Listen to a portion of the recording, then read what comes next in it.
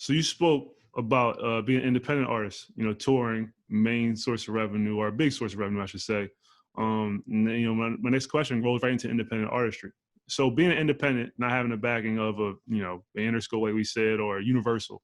So what Mhm. are the highs and lows of that? Like I'm assuming a lot of it falls on you. You have to put Oh, yeah. together these tours. Yep. And so if you don't mind, maybe being a little personal, like what are the highs and lows of independent artists?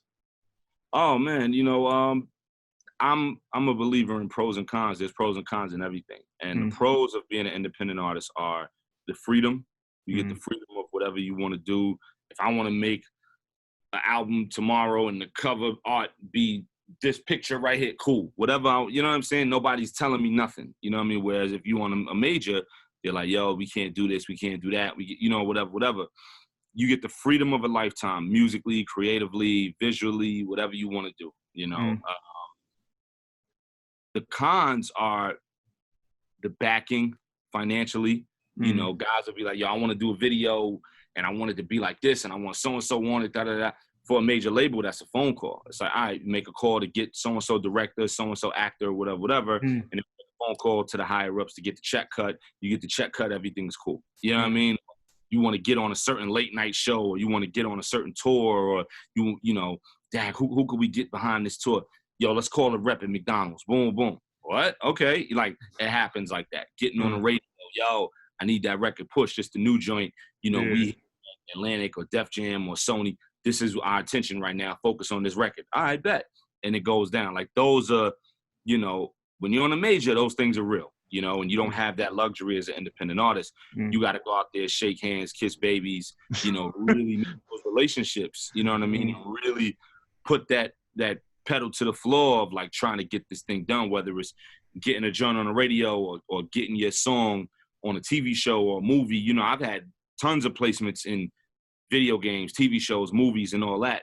But it's been my legwork. It's been me going out there going for it. Where you're signed to a major, they make the call and let you know, oh yeah, the single, da-da-da-da-da, yeah, so-and-so just picked that up. It's going to be in the new Bond movie. That's what you're saying. Like, that's how that happens on a major, Okay. So talking about that, you had me thinking when you were talking about you having to do more of the legwork, you having to do more of the things. Well, what comes with that is, like you're saying, you shaking hands, kissing babies. Well, your fans have a personal relationship with you, more personal than say a rapper on a major sometimes, because J. Cole's obviously a major label rapper and he has great relationship with his fans. But when you're touring, right?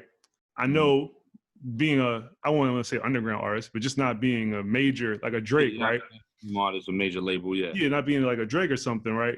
But you develop like a cult, a fan base that is very loyal. Yeah. Now, my comparison, what I'm getting to is that you see a lot of rappers nowadays, they can be hot for a second, but then if they don't release, I guess, the record, something like that, whatever, their fans are gone, like they're moving to the next thing. Yeah. Do you think that's kind of benefited you in a way that even though you had to, I guess we must say, work harder, you had to dig more holes, build more buildings, use more concrete and all that good stuff, but your fans are loyal. You have a solid fan base. Do you feel like, well, now it's like you said, I have 15 years and I have a career. There's guys that have had way bigger hits, or you want to call it a mainstream level, they can't even sell out a YMCA for free. They're gone. Yep. Absolutely. So, I agree with you 100%. That's the difference. When you build something organically and you have that real almost cult following, they riding with you as long as you don't switch up the menu. It's like if you go to Chinese restaurant and they pull out pizza, you like, I didn't come here for pizza. I came here for Chinese. You know what I'm saying? If I wanted pizza, I'd have went around the corner. I want Chinese today. What's up? So as long as you don't switch up the menu, as long as you do what they came for, they're not going nowhere. As long as you keep it right, you do it right.